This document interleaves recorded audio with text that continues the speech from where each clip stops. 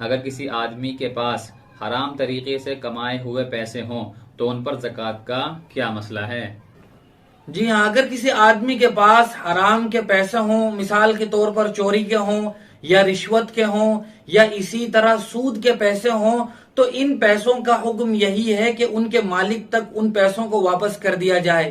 اگر ان کا مالک زندہ نہ ہو تو ان کے جو وارث ہوں گے ان کو دے دیا جائے۔ اگر ان کے وارث بھی نہ ہو یا ان کا کچھ اتا پتہ نہ ہو تو پھر ایسے حرام کے پیسوں کو بغیر ثواب کی نیت کے غریب اور فقیر کو صدقہ کرنا ضروری ہے۔ ایسے پیسوں پر زکوٰۃ واجب نہیں ہوتی ہے، ان کا یہی مصرف ہے کہ انہیں واپس مالک تک پہنچایا جائے۔ لیکن اگر وہ پیسے ایسے ہوں جو حرام ملازمت کے نتیجے میں ملے ہوں، مثال کے طور پر کوئی آدمی شراب کی فیکٹری میں ملازم ہو تو اسے وہاں جو ملازمت کے نتیجے میں تنخواہ ملے گی وہ پیسے بھی جائز نہیں ہے۔ ایسے پیسوں کو واپس تو مالک کو نہیں دیا جائے گا، یعنی کمپنی کے اونر کو نہیں دیا جائے گا، بلکہ ایسے پیسوں کو بھی بغیر ثواب کی نیت کے فقیر اور غریب کو صدقہ کرنا ضروری ہوگا۔ ایسے پیسوں پر بھی زکوٰۃ اور صدقہ واجب نہیں ہوگا۔